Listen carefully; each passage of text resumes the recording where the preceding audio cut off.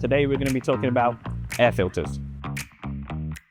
An air filter is a paper cartridge that stops all debris from entering the engine, preventing it from premature damage. If big chunks of debris get by the air filter and into the combustion chamber, it can cause damage to the piston, head, or cylinder walls, which would require major work to be performed on your vehicle. An air filter can help your car by improving gas miles, fuel efficiency. Clogged air filter can prevent more air from entering the engine, making it more fuel, less air. Realistically, you should be replacing your air filter between 10,000 to 15,000, depending on your environment you live in, could be earlier. All filters are different, depending on the make and model of the car, different brands. You may require tools to replace them. Working on Hyundais, no tools required.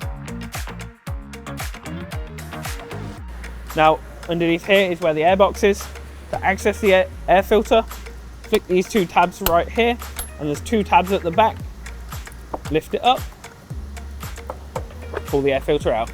As you can see, when the air filter is removed, this one's considered good. There's no major debris in the actual air filter.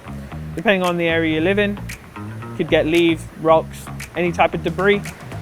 That would be considered a bad air filter and would require a replacement.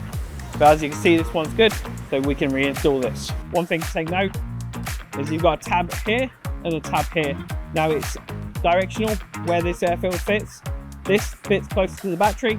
This side fits closer to the front of the vehicle. And all you have to do, pick the airbox back up, slide it back in, locate them two tabs at the back, and clip the airbox down.